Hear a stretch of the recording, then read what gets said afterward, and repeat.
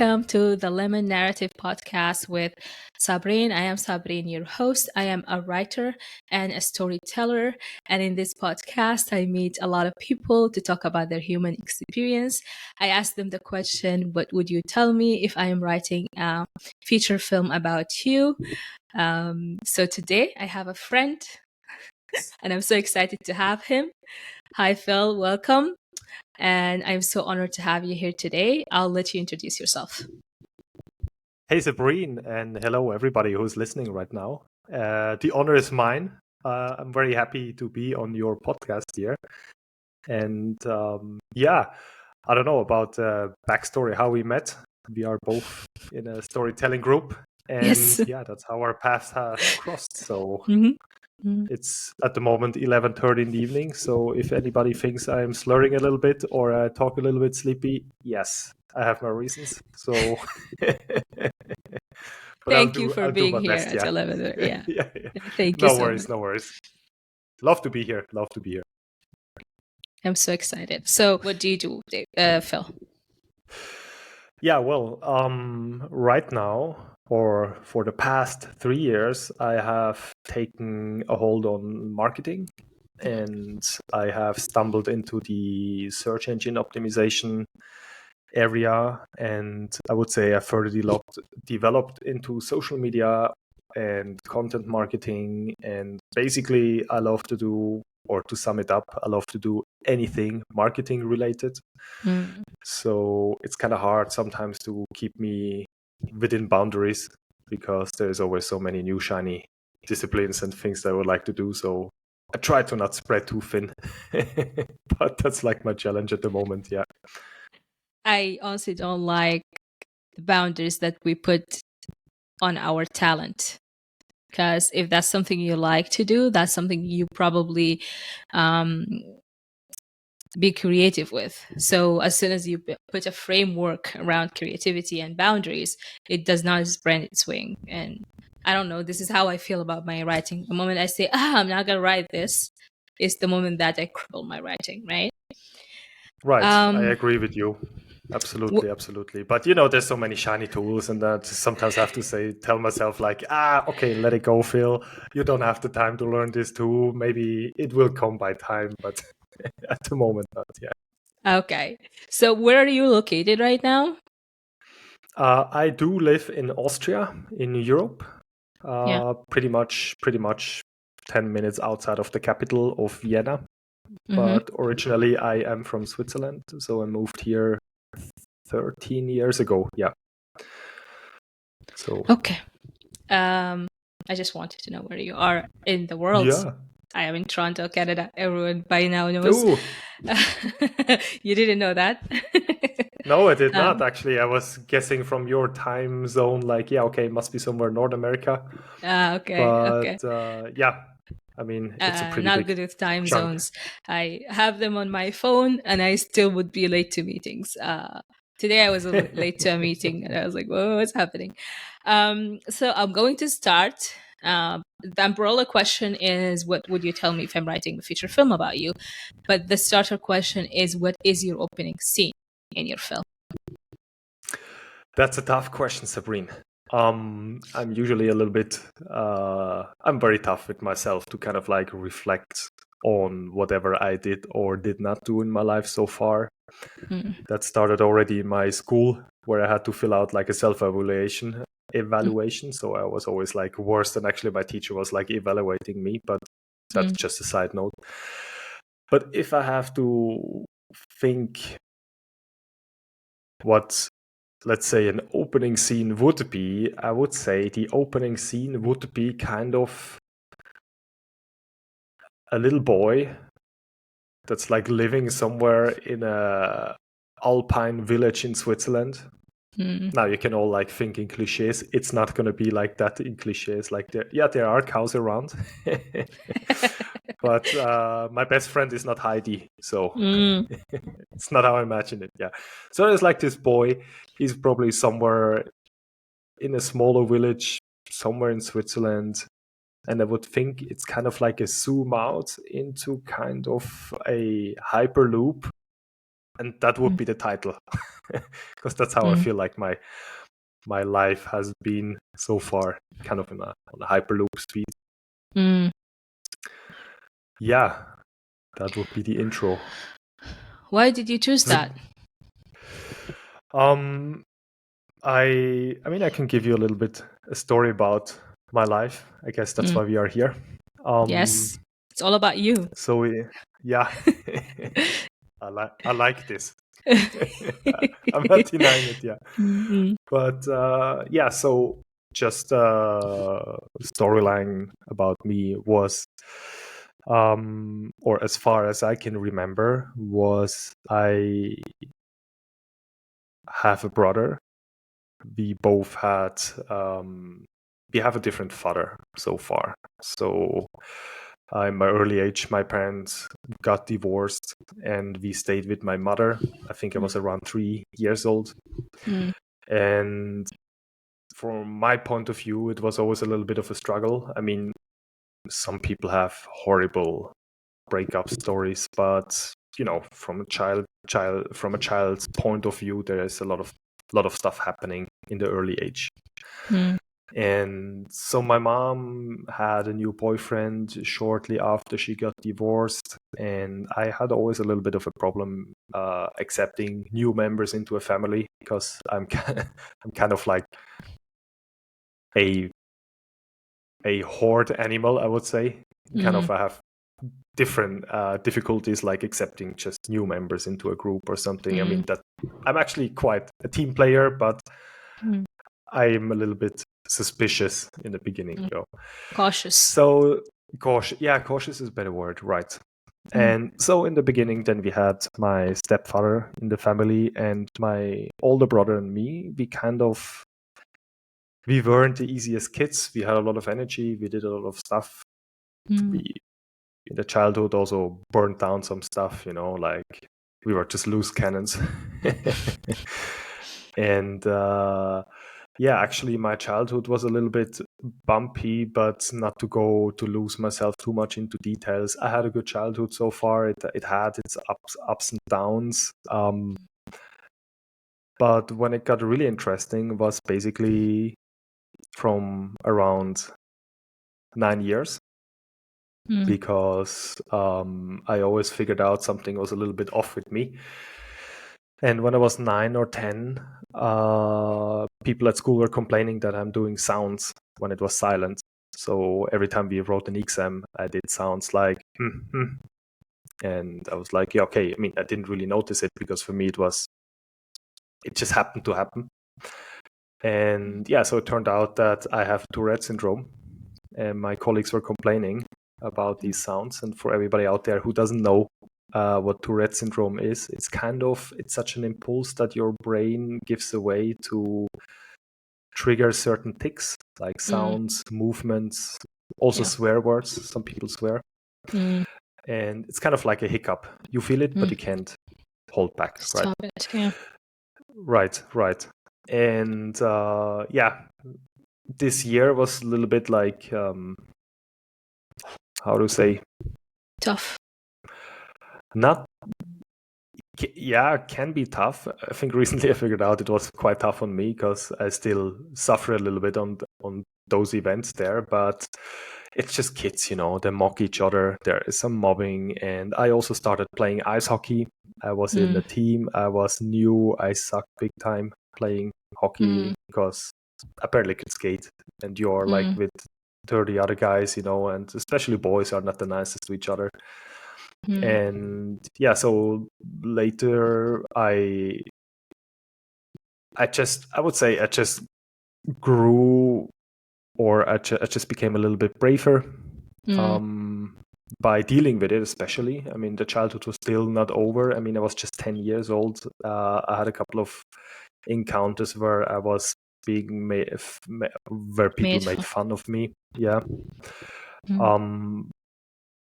But then in puberty, it got really strong, because, the hormones kicked in, and I started to like shaking with my head uncontrollably. Like it just happened, like just to understand I need to do it in order to release this kind of tension in my head.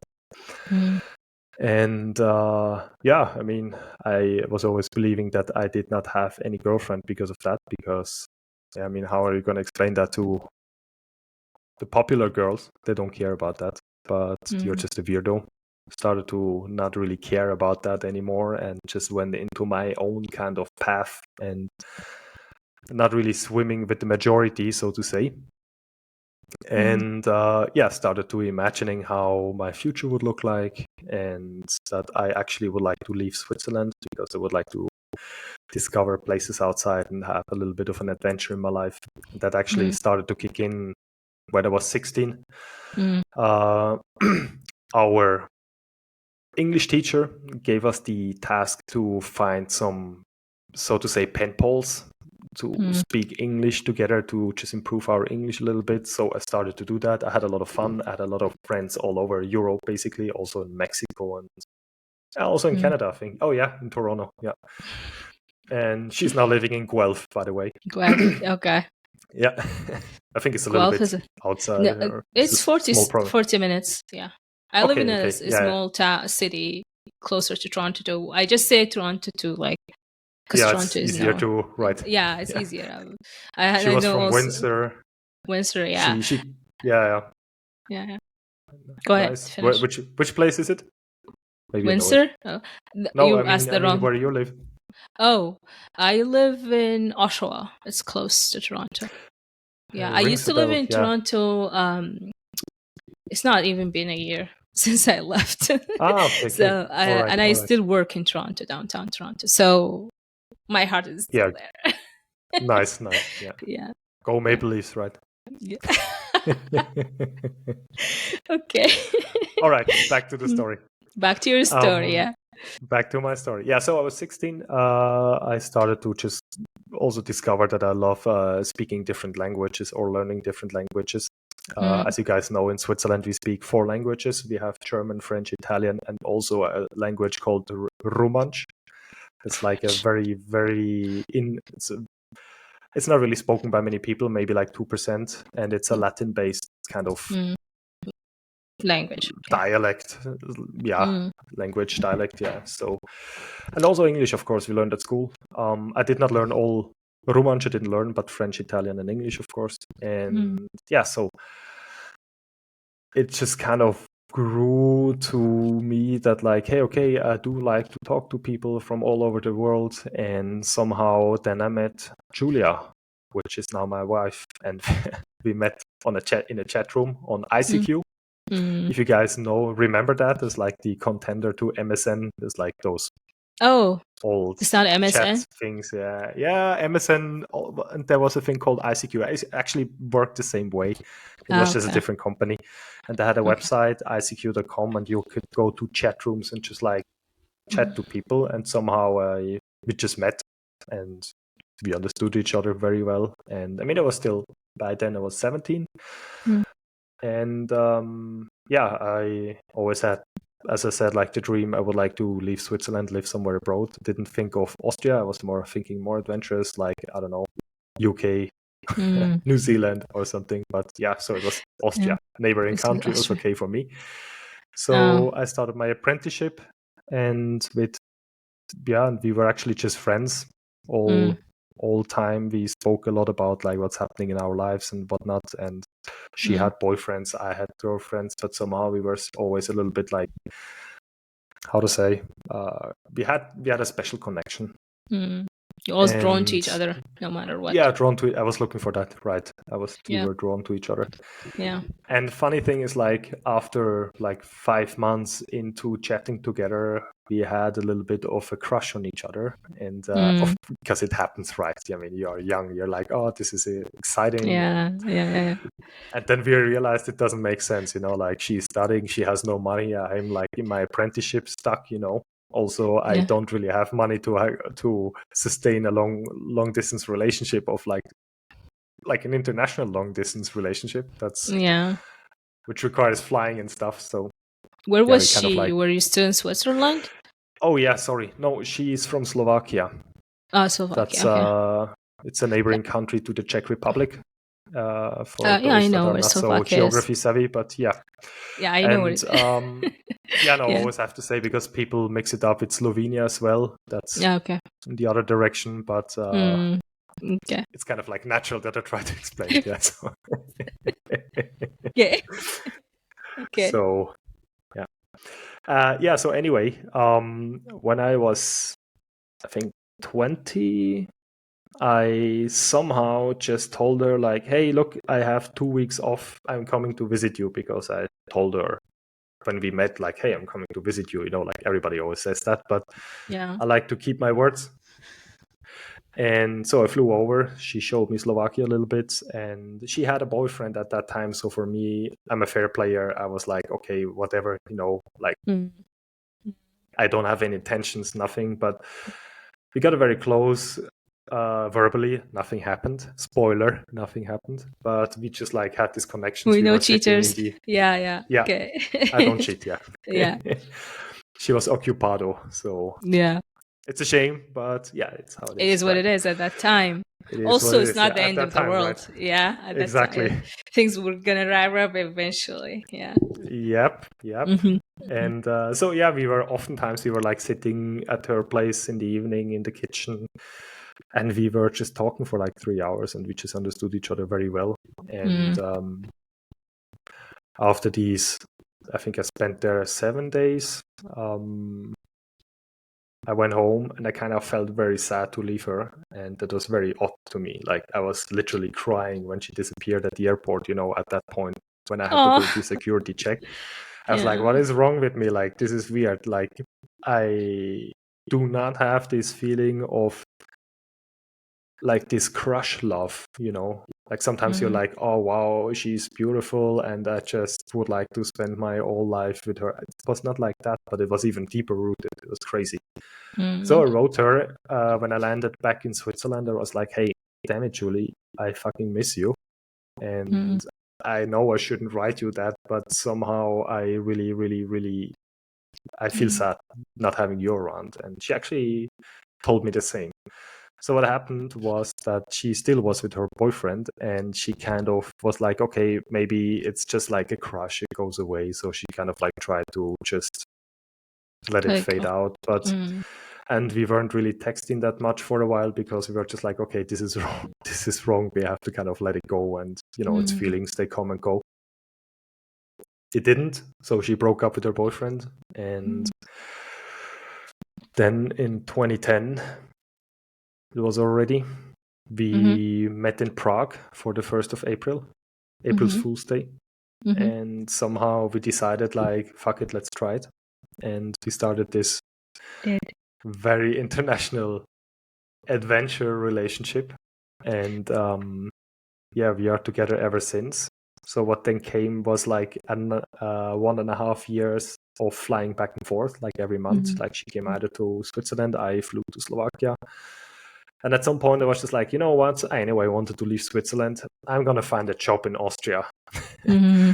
So at that point, I was not really working in the job that I actually learned. I used to learn the job of a printer, but I didn't really like that job. So I did like I just looked for another job, and I was in a muesli factory. It's very cliche, I know, but we were creating the Bircher muesli, if you guys know that. Yeah. Okay. It's very, very cliche, in the mountains in front of a blue Okay. lake. Yeah. Yeah. Just to put the Okay. pictures in. And yeah, so then I decided, like, hey, I'm just going to call some travel agencies here in Austria, in Vienna. Maybe they take me. And they did. So I just moved everything over here. And she was still in Bratislava studying. And we got to see each other at least on a weekly basis, not just on a monthly basis. And that's definitely a better start to see if this relationship actually is sustainable. So apparently it is, because we are married since 6 years. Just had to make the numbers. Yeah. Wow. I think that is pretty much like my very core of my life, to just sum it up, because I somehow, like, I had this vision of, like, I want to leave Switzerland. I would like to have a girlfriend that doesn't speak my mother tongue. And I just held on to it, and it just worked out. And that doesn't mean like I was looking to, like, you could also be like, I was looking for a woman that just fits from abroad. That was not my target, but somehow it just, everything fell in places. I'm very happy to live here in Austria, far away from my family, which is sometimes a bit of a shame, but I do have a good life here together. And You're happy. Yes, absolutely. It's a I'm great happy for country. you. The food is a bit meh. Austrian food is don't every Austrian is gonna try to kill me now, but their food is not so great. But they have a lot of international very good cuisines here. So. Good. Why did you want to leave your country? Was it like the bullying? Because I'm going to name it bullying. It wasn't kids just stealing, like teasing you. This was bullying, in my opinion, right? Yeah, And yeah, also it was lack of bullying. education on the parents and the school too, right? Because right now I'm working with autistic children. Right. And I'm working with nonverbal autistic children, right? So they are very vocal, super vocal, and they don't talk, and their vocalization is on it's very noticeable. But as in a staff, you would just sit and educate the other kids, this and that and that happened, and why, and what is autism, and blah blah blah. So Right. I'm just thinking, is it because it was I don't think you're that old. I'm not gonna say back in the day, because I feel like this is very I feel like we're the same age, So and I'm in my 30s, by the way. So Yeah, okay, you got me there. I just turned 34 about 2 months ago, so 1 year older than me. So yes, 89, and exactly. this is on the night during the 90s, right? Right. So but I do remember the 90s. They weren't that progressive as a Rollerblades kid. and stupid haircuts. Yeah. That's the 90s. The kids are wearing that stuff here again. And I'm like, Yeah, guys, we stopped wearing that because it's lame, but they have yeah, to dig it out. I was like, yeah. we learned from it. You guys have to do the same, right? They don't learn. They Sorry, don't bro. learn from us. Yeah. No, they don't want to listen. Yeah, Yeah, no, they but don't. just to get back to your question, if I may, it definitely did not have to do with bullying or something. I mean, just this was like a chapter that I probably like skipped a little bit because I wanted to get to my love story, so to say, because that's the important Okay, part let's of my focus life. I on mean, this chapter. Let's not yeah, skip it. you We're can, not yeah. skipping So, anything. Yeah. all right, all right. Mm, okay. Yeah, no, actually, the bullying, it's kind of like omnipresent in the early years, and I guess between, I don't know, like maybe 8 years or 7 years and maybe 18 years, you really care about what other people say or think. But especially me, after I actually figured out that I do have this condition called the Tourette syndrome, in the beginning, I felt like, okay, I have a disadvantage, but it pretty quickly turned out that it does not have to be a disadvantage, because I realized that I have a high amount of creativity, which I read up. Maybe it's me, maybe it's a talent, maybe it is from Tourette syndrome, maybe it's a mix of both. I don't know. But I do have my strong sides on that. And at some point, I mean, yes, there were some guys that were like mocking me, and yeah, let's face it, I just punched the hell out of them, because it's like, fucking stop, or I kill you. No, I didn't say that, but Even if you say. but I just told him like, hey, stop it, like I was in that age, I was pretty, I mean, I played ice hockey, I was pretty strong, and I was just like, why do you pick on me, like, let's face it, you and me, I could make a short procedure with you. But yeah, I then at some point, like, when I finished school in Switzerland, we finished school with 16, and then we start to do an apprenticeship. And from there, between 16 and 20, somehow in that age, people didn't really pick on each other anymore because they had other stuff to deal with, like life in general. what should I say? Yeah, life in general. Like we were working on shifts, on 3 shifts, like morning, lunchtime shift, and night shift, and like why would I pick on somebody? I'm constantly tired, like I have my own issues. That was pretty much what was going on. So but why did I want to leave Switzerland? I think that Switzerland is a great country. It has a lot of benefit, but for me it was just I needed to see behind the mountains, so to say. I needed to see what's going on behind it, I like Switzerland is a lot, I compare it a lot with the US because they're very proud of their nation. They're very like, there's flags everywhere and everybody's like, yeah, Switzerland is great. Why would you leave Switzerland? Like I had to answer this question a lot of times. Why are you going to the European Union where nobody earns money instead of being in Switzerland? Because as everybody knows, Switzerland is a rich country. We are doing great, or they are. I'm not there anymore. But I don't believe in like money is the only purpose in your life. And like if you have a lot of money, that life has been like it shouldn't be your ultimate goal. Don't get me wrong. I like money. Everybody does. I need money. I need to pay bills. And I like not to struggle. But I just was missing a lot of other stuff like culture and just different languages, different people. And once I got to Vienna, I just got in contact with so many different nationalities, which if you listen to my story, I love doing that. Like I pretty soon had a friend who was half Saudi Arabian who was teaching me the Arab alphabet, basically. Yeah. And I can finish it for you. I can write my name, so you can write your name. Read it.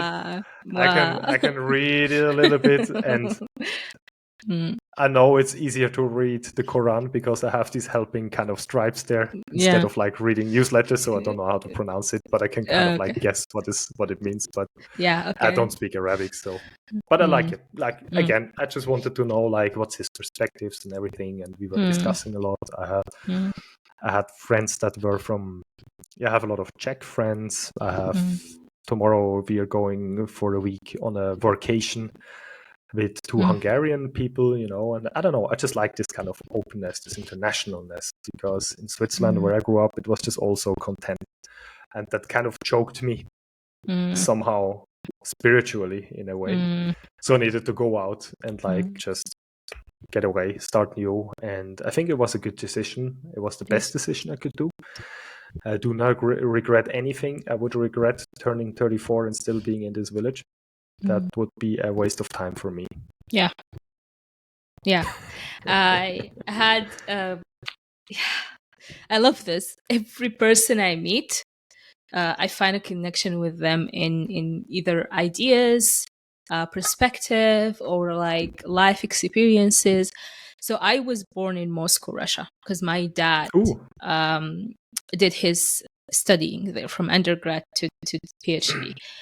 Actually, the first language I spoke was Russian, which I forgot now. I'm very upset. They didn't spoke to me. They didn't speak to me in Russian, so I had to forget it and learn Arabic when I went back home. And then I lived in many countries, and I could, for the love of God, I could not imagine being in the same place.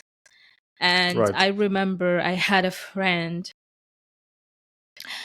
When I went back to medical school, I was living in Dubai, and when I went back to medical school, she would always like tease us about, because when you live in different places, you pick up on phrases, even if it's the same language. You pick up on phrases, you pick up on culture, you pick up on the way of eating. It's just you become this diverse person naturally. It comes organically to you, and when you go back, you're different. I don't know if you went back to Switzerland since? Yeah. I do visit my family like once a year, but that's about enough for me because I don't know. No, I wouldn't say it's more than that. Is not. Once is fine. I agree with you. Do you feel like let me ask you this, and I want to know your opinion, because when you went back the first time, how did you feel? Yeah, okay. I was about 20 years old when I just went into a city with, like you have to imagine the dimensions. My village had about 3,000 inhabitants, and that's cows probably included. I don't know. But it's not that many people. Yeah. Yeah. It's very small. This is a good one. And Okay. yeah, we had a lot of cows, probably also a bunch of goats somewhere in the corners, but mainly cows. Yeah. So, and then Vienna has 2 million inhabitants. So it's quite a change for me. And actually, I remember like the first night I slept in Vienna, I had a really crappy old flat with the toilet outside of the flat, actually. So it was like, from me coming from Switzerland, I was just like, adventure, that's fine.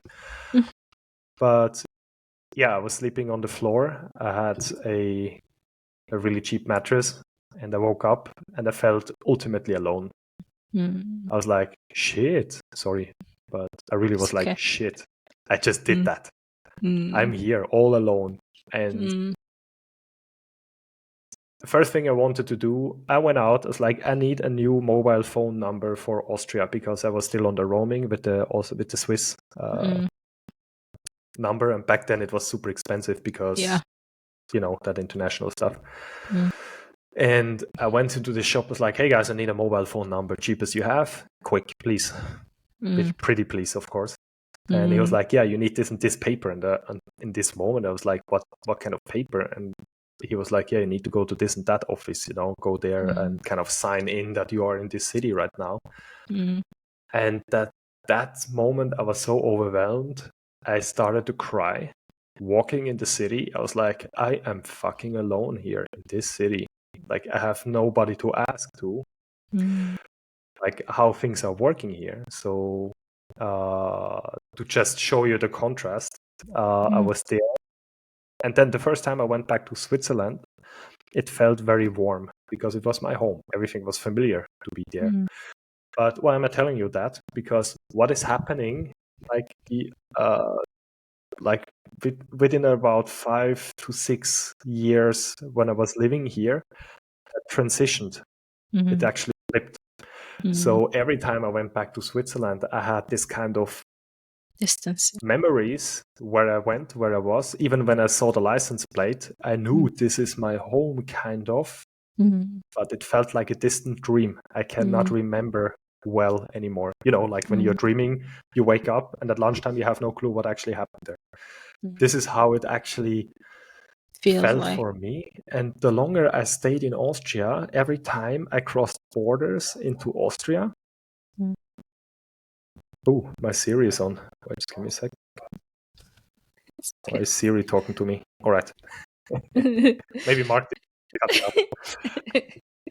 Anyway, so yeah, it looks like. When I crossed the border, it actually started to feel home when I got to Austria. So it actually went the other way. Exactly. I like right now when I go to Switzerland, I feel like this is where I'm coming, but this is not my home anymore. It's kind of hard to distinguish if people are not traveling around, but I guess you would understand what I mean by that. It's kind of like, okay, this is where my roots are, but I call another place home. Or home is where your heart is. That's what they say, right? So I am accustomed to everything here, and also to their language. I have a hard time speaking my dialect in Switzerland. Like oftentimes I have to think like, what is the word for that? Or I find it terribly ridiculous because I'm just not used to it anymore, So yeah, it's kind of funny. It does make me a bit of a stranger, but honestly, I don't really care because I choose this path, and I had to count with that. Yeah. I understand. I chose to be here too in Canada, so I understand. The difference is I didn't go back since I came here. It's been 11 years, and lost people, and then the war happened, and now we can't go back. And I'm pretty sure that we lost the house. We can't decide. No one went back to see if the house is lost, but it's probably destroyed by now. So I relate to you on being a stranger. I remember, I don't know who told, I'm pretty sure this is a well-known writer, but I don't remember what's the name exactly. It says where you immigrate from where your roots are, you lose the code of the country. And when you lose the code, you cannot swim with everyone. Like, you cannot be part of them anymore because you miss years, and this year's development, and they evolve in everything, the way they speak, how things work, and you evolve somewhere else, and you come without the code of evolvement that they have, right? And it's not necessarily a bad thing or anything. It's just your choices in life, right? And Right. I one of those people who think that we're just human with different cultures and different experiences in different places. And I don't even know if I'll spend the rest of my life in Canada, because I just don't take it for granted. I just feel like I could travel more, I could see more, I could, and I absolutely love. That's why I have this podcast, because I cannot afford to travel everywhere and have the same connection I'll have with everyone guest when I travel. I could have like genuine connections, etc. But I feel like this podcast would be like a history lesson for people one day to watch.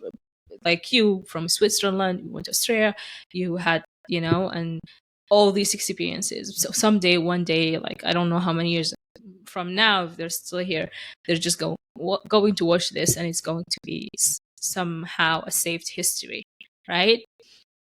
And I love that. I love making connection with people, hearing their stories. And I didn't know that until, like, what I was telling you, that I was talking to a friend, and she always lived in Sudan, and she would always pick on us for the differences in languages. What you just said, you cannot find the right term in your dialect, right? So you would borrow a term from another dialect, or you had to do something. You would say it in English, or you Right. would borrow it. But you have to talk eventually. You have to make your point across. And I'm like, we don't do this because we want to show you that we came from there, or to show off. It's just how it is for us. We've become diverse in our language. We've become diverse in our like not behaviors also. Like someone who's living like certain years in Canada would know what a means, right? Right. What, right? Like, or the Maple, Toronto Maple Leafs, or whatever, or like Tim Hortons double double, a lot of things, right? If you come as a visitor, or like you lived a couple of years, you know where is where, right? And it is what it is. I don't see the problem in it, and I've always been into discussions about that, about like living in different places, and with an open heart, because I don't want to go to like you being in Australia the first time. To get a phone, you had to do the papers, right? So you can't be like, you can't go to them saying, but in Switzerland we don't need this paper. Can you do Yeah. that? Right. No, you No, I can't. can't. You can't do that. So it's the same with languages and food and everything else. You get it's not an adaptation, and you don't lose yourself into a new culture.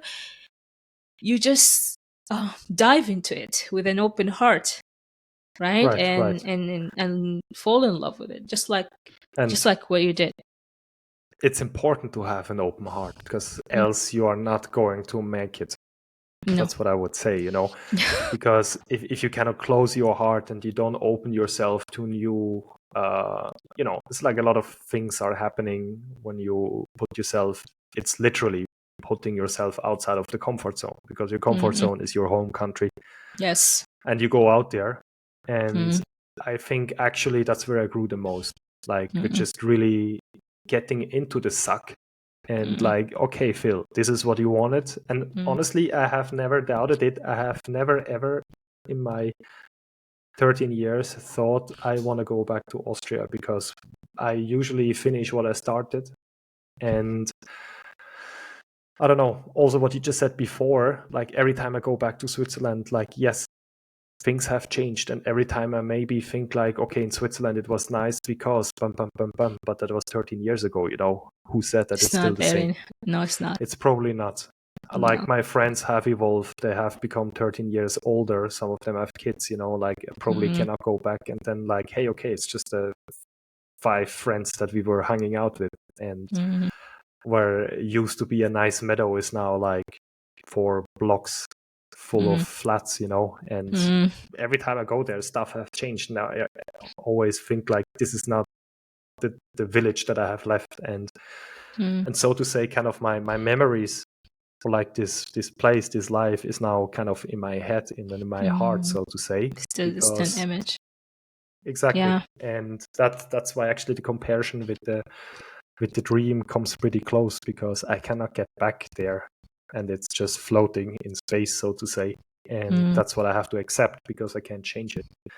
So yeah, but hey, I wouldn't even go back, even though it would be the same still, because yeah, if I had if like a djinn is coming and telling me like, hey, look, you have a wish, I wouldn't even think of that. No. What would be your wish then? That's a good question. I was hoping you're not going to ask me that right now. It's like, no. I did I don't ask. Know. You don't know? You don't know? I don't know. I would say I'm actually pretty happy. Yeah, you're content. Yeah. Yeah, I love would this. say so. Okay, let's summarize the story. The story, a kid in the middle or field in Switzerland. Right. I would say like the helpless little kid that is going through a lot of bumpy stuff with him personally, as also as in relations with parents. Then kind of kickstarting it.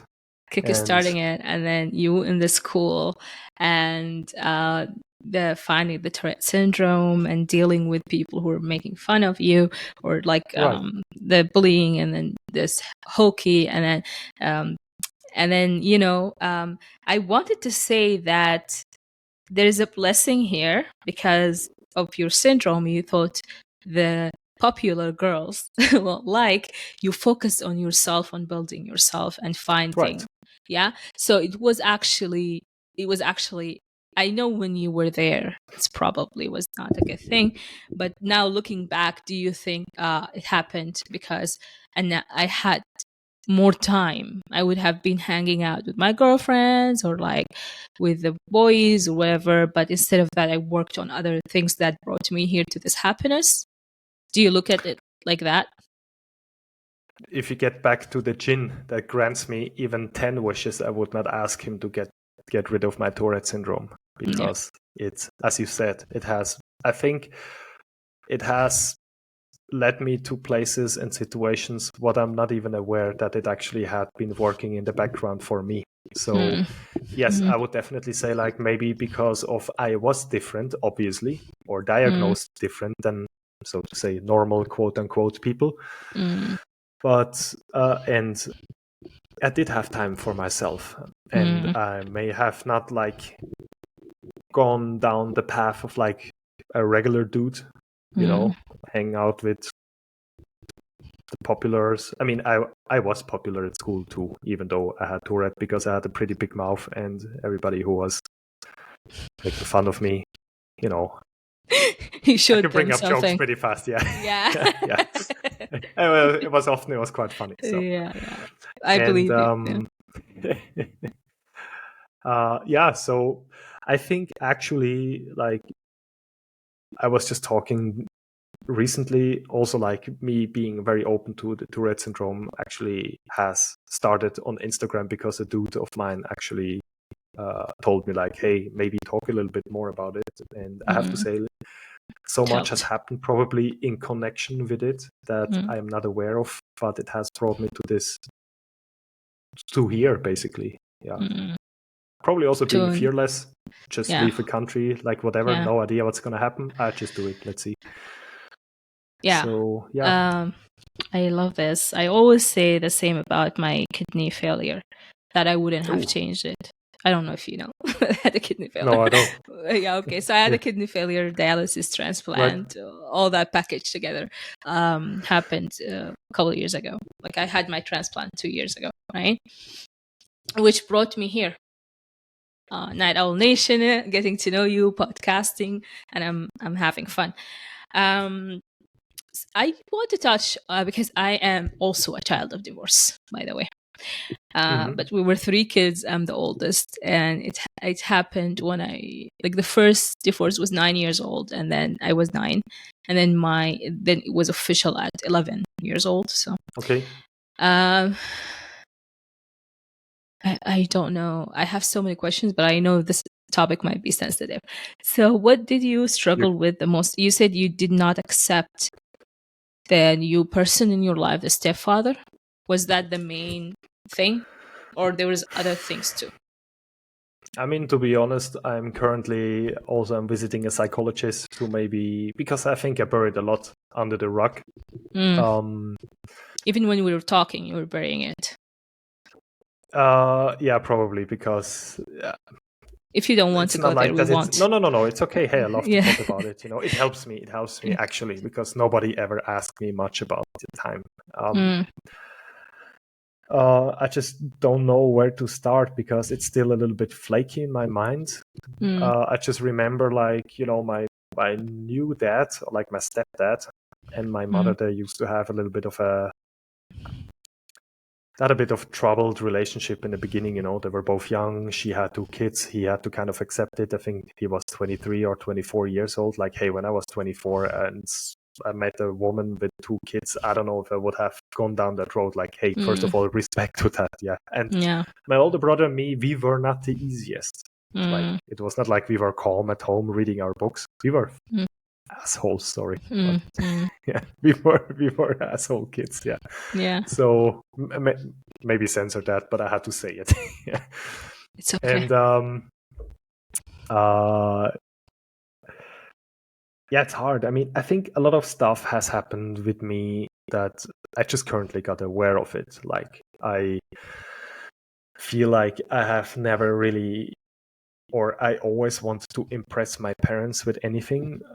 My mom Mm, especially was like pretty tough on me when I played hockey. She was like, I was sometimes bleeding out of my chin. She just took me to the emergency room. I was like getting some stitches, and then the next day I was playing hockey again. The same stuff happened again. I was like bleeding because everything just like mm, tore open, and I don't know. I just went down, and I was always like, you never quit. Like, mm. just walk it off, like feel no pain stuff, like totally made me You have to crazy be tough. actually.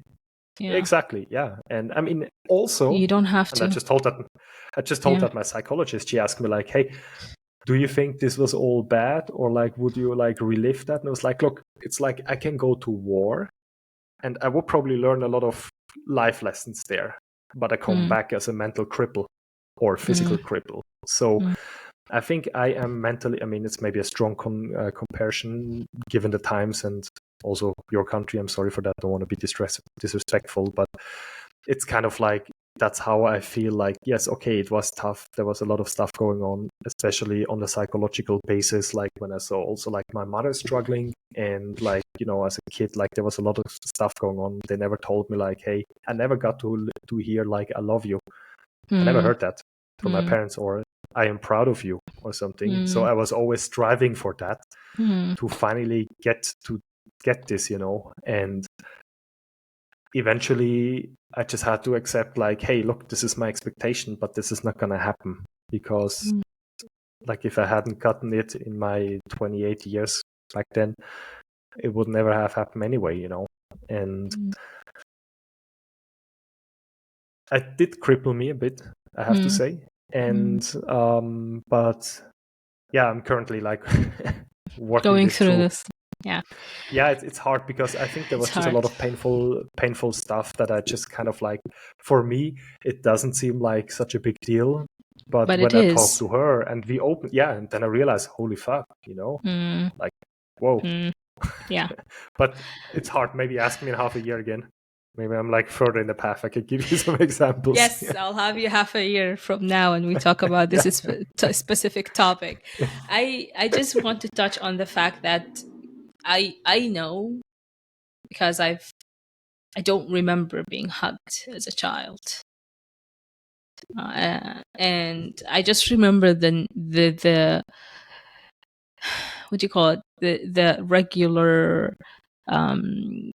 goodbyes and highs and kisses on the cheeks, but I never felt the connection, the real love. I've never felt like, and I've always brushed it off as if it's not important. So I can relate to this because these things, you were a child, and children deserve care and love. And I am not saying that when we talk about our experiences as children, we're not blaming our parents. It's what they did with whatever knowledge they had at the time, and they were young and they were learning too. Because being a parent, and then you're not just a parent. Yeah, you're a woman and a man. You have your life. You just being a parent is a very important thing to you, and you try to strive to make it right. But also you have human connection, and also being a mother or a father. There's a reason why a child needs both. So when both go separate ways, it has its toll on everyone, the children and the parents, right? So I just want to say that you exploring this does not honor your parents or your mother or anything. It's just you finding your own truth or narrative from that era in your life, and actually not just owning it, but accept it and have peace with it so you can move on with your life. I think that's what you're trying to do right now, right? Right. Yeah. I mean, honestly, I never think of like, hey, I am mad at my parents because they did not do that and that. So I think I have quite a forgiving nature, because Yeah. for me, it's always like you just said, they were also just two humans. Mm-hmm. And about 3-4 years ago, I told my dad that I actually have the utmost respect for him to take us two as his children. He later adopted us, so we actually have his name. And then he had two of his own kids, like with my mother. So we were 4 siblings, basically. But I had never had the feeling that he is treating his own kids different than us. And that takes a lot of talent, I feel like. He may have had a lot of flaws. He have made his mistakes. And like, there's a couple of things now when I like bury them up, I don't agree with. And maybe I'm going to talk to him about that. Sometimes I tease him a little bit just for fun. But look, we're both grown up people now. And the only thing that I do not forgive them is they did not have self-reflection. And that's something that I'm really, really working on myself. Like every time I interact with another human being, I try my best to nurture this connection. You know what I mean? Like, also, if I say something wrong, I'm naturally a very communicative person. Otherwise, I could not be talking right now for 53 minutes here. But yeah. And like, I like also to just like have fun with people. But sometimes, and it happens to me, that I may have touched somebody on a nerve or a personal note that is not really well with this person. So I actually try to figure out like what I just did, or like speak out the problem, like, hey, sorry, I did not want to. But I never had that from my parents, to be honest. There were, for example, situations where my mother and me, she learned the same job as I did. And we sometimes had like discussions where I brought up like, hey, okay, this is how it's happening right now. And she was like, no, this is not how it is. And I was like, hey, I'm just learning that right now. Currently, it's state of the art what I'm just telling you. But she did disagree with me that much that she could not admit her mistake or her wrong being. That I needed to kind of like change my mind and tell it to that way that she would agree with me. That's pretty fucked up, actually. Yeah, it is. I think it's the generation of our parents. Yeah, it that could be. I don't generation know. does not like making mistakes, does not like being held accountable, because I am having the same issues. I was just explaining to people who are not, because I've been hate it on like, and even with some of my friends are like, are you judging your parents? Especially in my religion, parents are such a holy Right. thing, right? So I'm not judging, I'm not hating, and I understand, and I'm forgiving and everything. I'm just trying to find my peace and be okay with whatever happened. And I'm at their age, right? um I understand. I do understand a lot of things. That does not mean that I don't need to go back and figure things out from when things were not good, right?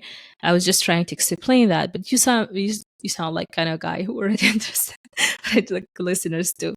I love what you said about self-reflection, and um, I love it because at the beginning you said I criticize myself a lot. I think what you're doing is reflection, is not criticizing from what you're saying right now.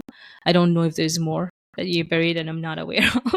But okay, so Kit having his troubles dealing with it, and then to Tourette syndrome, high school, you were the popular guy for your mouth. But you One didn't of have those. We were one we of were those. five guys, and I was just hanging out with the crew. Yeah. Now I'm very interested. Now I want to make a movie about those five guys, right? I love being triggered, not triggered, inspired by those stories. And then you going to Austria, and before that, the long distance relationship, which was very beautiful. I was like listening. Aw. It was so good. I love to tell And that story, to be honest. Yeah. yeah, you sound very proud. And I was like, oh, what a good story, you know? I mean, look, I have to say it was a lot of work. That's why I like to tell this story because, like maintaining a relationship on that distance, and be aware she does not speak my language, right? So Yeah. she's from Slovakia. She speaks actually Slovak, but Mm, we both speak English together, and we mm, still speak English together living in Austria. But when we go visit her parents, I have to speak Slovak, which I had to learn as well. So mm.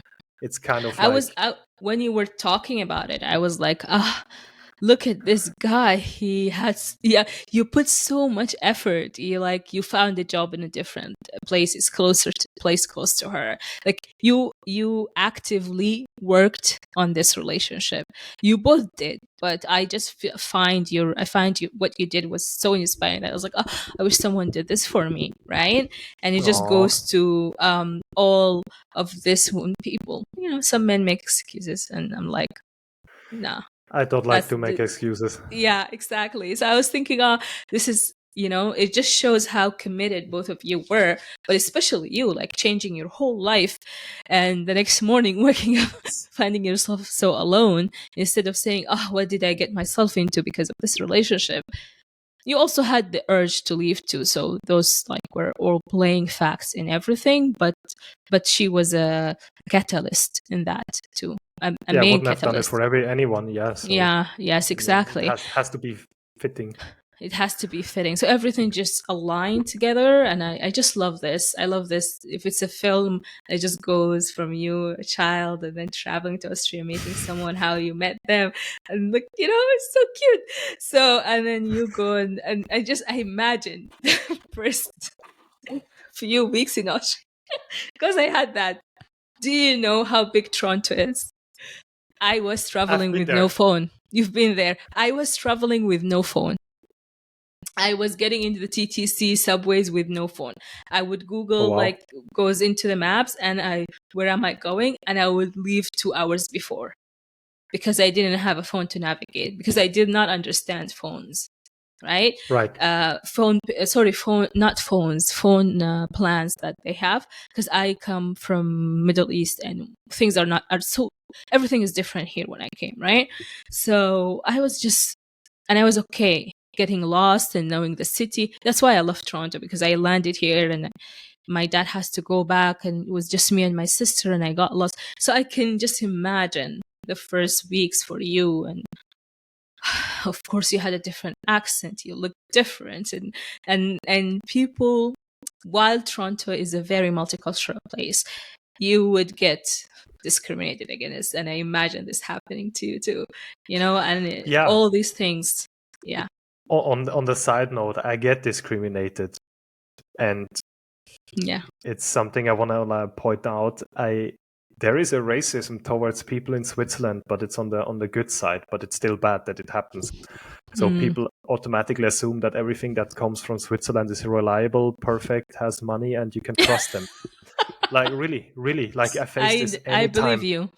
I believe you. And I just feel like, gosh, you have no idea. I'm broke like a mouse. Like I have no fucking cent on my account, and you feel Yeah. like, okay, he's the Swiss guy, he's probably sleeping on his gold coins. Yeah. No, I had a hole in my flat, like in my window. In winter, I had like a gas heating. I turned it on. In 15 minutes, it was burning hot in that flat. I turned it off. 10 minutes later, it was cold again. Like this is what I was living, not like in the nice, fancy kind of area.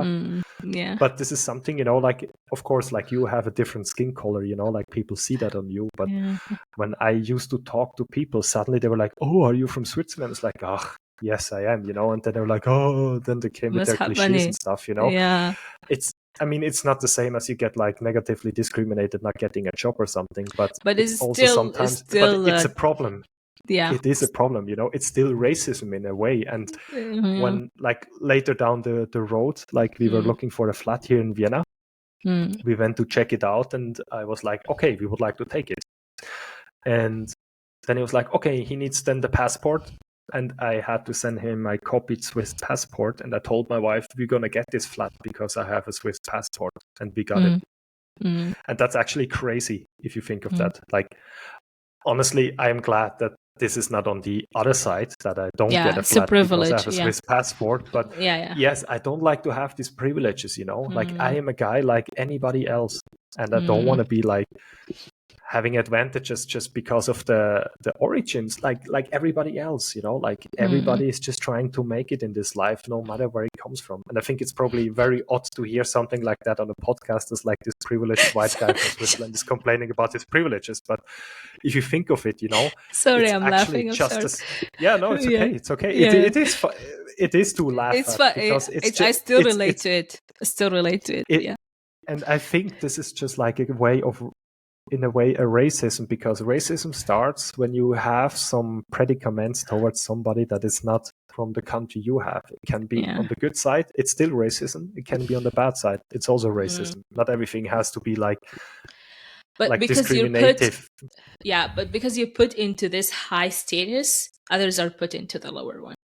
Exactly. Yeah. Right. Exactly. Right? Exactly. And I find this people think I'm so smart because I live in Canada and I went into Canadian school. And sometimes we talk to people who are from, places that's not considered the greatest places in education. They're way smarter than me. And I'm like, and they're like talking. I'm like, wow, it's mind blown, especially at Night Owl Nation. I met a lot of people. I'm like, whoa, you know what I mean? And it's not because I am discriminating against their countries. It's just because I meet people and they treat me like, this high status. And I'm like, whoa, I'm just someone like you, right?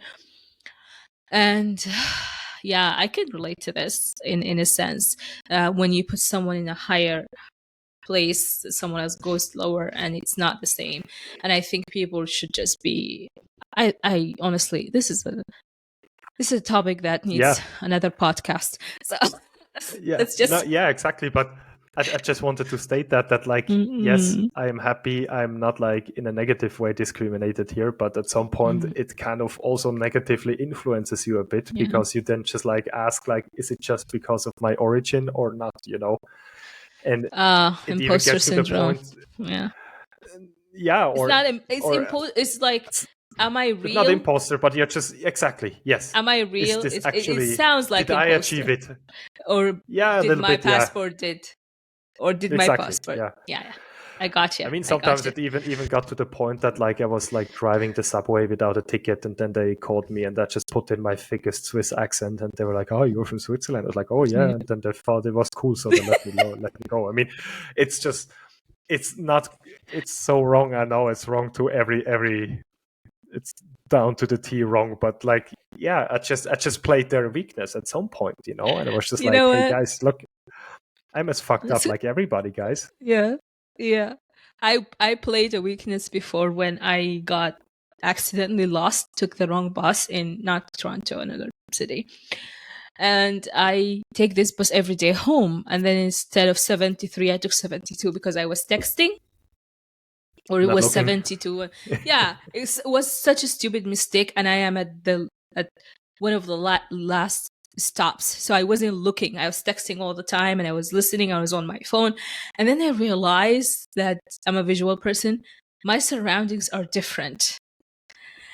So I go to the bus driver. I was like, why aren't we here? Where's that stop? And I said, my stop name, my street. He was like, that's not the bus. You got into this. You are in this place. It wasn't the same, like, kind of city I'm going into. So I was, he's like, you have to go to that center, take this and this and that. He was explaining where to go. And in my head, it was the realization of the stupidity I did. And I was like, just an hour ago, happy that I would go home early. And I realized that I messed up. So I was like, looking like this. He's like, it's okay. This bus is the last stop. I'll just drop you off there. Right?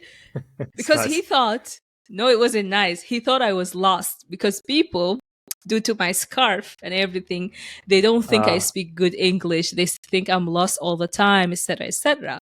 So I pleaded. I was like, thank you, sir. Because I didn't want Oh God. to take a couple of buses to go. So he took me on the way, dropped me off at the bus station. And I was like, wow, I'm ashamed of what I did. But you know what? I saved time. Sort of what you did with the. Yeah, Yeah. but a good friend once told me, like, hey, you got to play the cards that you are dealt with, Yeah. like True story. nobody chooses well, and No. just play it.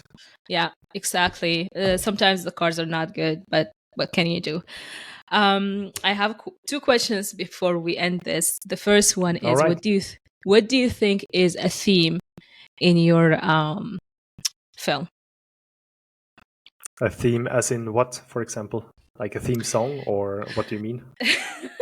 A theme topic, like, you know how there's a plot, and for you, you're that child from the village in Switzerland who wants to go behind the mountains, and then your story in the village or the small town, and then your relationship, and then leaving to Austria and to where you are right now, with also like the new country and everything. I see exploring. I see someone who seeks change, who seeks adventure. But there's always, beside the blood, there's always something underlying that. What do you think something that underlines your story? I think that, like, what really Underlies. underlies my story is kind of like, if I set my mind to it, I do it, kind of. And that I was actually forming. That's why I actually put a little bit the focus on my puberty, because that's actually where my life was starting to plan out in my head. Of course, not everything went according to plan, but like the major points actually happened. And because I just have this drive, like, hey, okay, this is what I want to do. This is important to me, and I just go full speed, like no prisoners taken, basically. And yeah, I mean, and it probably also correlates a little bit with my upbringing, to not give up and like kind of walk it off, the pain and stuff like that. That I just did not stop, even though it was tough. Like I told you, the first day in Vienna, like I will never forget that, like, but I kept pushing it. And so yeah, so persistence. it's persistence. Yeah, exactly. Yeah. I would say love and persistence, because love was love one is a of big part. love is a big part, right? Exactly. Okay. It should be a big part. It should always be a big part, even if Exactly. it's loving yourself, loving your family. Love is always has to be in the picture. And your love for adventure, your love for change, and your love for exploring other cultures is also there, right? Not just your love for your wife. Okay, what would you name your film? What would you name it? Okay, that's a tough one.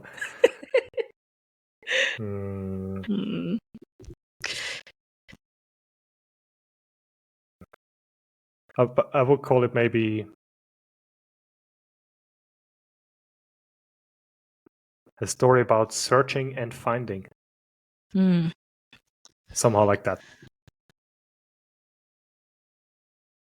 or better, Mm-hmm. the story of crossing paths. Of crossing path? Plural. Paths. Yeah, it's Is stupid to it because you pronounce. cross paths with your wife? No, anybody. I Everyone. always say, like, every connection I had in my life so far has been like a ripple effect. And many connections, when I reflect back on, let's just take the last 13 years, I have met people that were weird. And I have met people that were great. Some people that supported me later on. So I always say, like saying, like, you always meet twice in life. Like, this was a very important quote so far. And the other thing is, I always say everything, or like the universe brings me the connections I need to have. I should just like follow, or like I should let the universe guide me. And it brings me to the connections I need.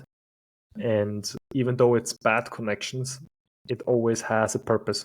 Everybody I met always had a purpose. Even friends that I then lost again. Friends had a purpose for a while. And that's actually with everybody in life like that. You can have your best friend for 5 years and then somehow it fizzles out. But during those 5 years, they actually serve a purpose in your life. You just have to find out what it actually was. And so I crossed many paths, and by these connections, somehow I find other people, and then somehow, I don't know, it's like a spider web. It's quite interesting, actually. Yeah. And now I'm here with you. Yes. From Mad Owl Nation. What are the odds? Yeah. Like, honestly, I don't even remember how did we connected. I've been connected with many people. It's not that it's not important. It's just the fact that it was a comment on Anna's. Was it Anna or Katerina's post? Could be. Yeah. I think I've seen the podcast with her, or Katerina. Yeah. Katerina said something in Greek, and you wanted the translation. And I remember. Right. Now I remember because you said mashallah. I was like, mashallah for what? I just said. It was Greek. Hey, mashallah always goes. It does. You can always say that. It does. It always goes. But I had to make the joke. I know. But you know what? Yeah, I say very often inshallah, because it's always I use it when I don't want to say no. Yeah. That's actually the right application, I think, for it. Like, are you coming to help me tomorrow with moving? And I say inshallah. It's like, actually, I don't want to come, but let's see. Inshallah is like, it's in God's will. You'll never know. Exactly. You'll never know. So we make the connection, we cross paths, and here we are, you telling your story, me listening to it. And I just hope, I love this so much. And I love, well, my highlight was your love story, to be honest, because I'm romantic. Aww. And I love romance, so this was the highlight. But I also loved your persistency to follow what you wanted to follow since you were a certain age, right? Because not all of us, sometimes you get distraction and sometimes you realize this is not the path, but you were lucky enough to know your path from the start, to follow it, and to be content and happy with it right now. So somewhat it gives me hope. It gives me hope. And so I thank you for sharing it with me. I thank you for giving me the opportunity. And look, our connection has just been made. I think there's more to come. Of course. Don't worry about that. Yeah. You're still gonna teach me about SEO, even though I don't have a website yet. I'd love to. One day I will. One day I will. We're still going to learn a lot from each other, and hopefully this connection persists, like your persistence. And I want to thank everyone for watching. And thank you, Phill, for being here. I loved every bit of this. I enjoyed it. The Swiss guy. Thank you, guys. Thank you very much. And in that case, good night to everybody. from my end of the world. So thank you for listening, guys. I'll see you next time.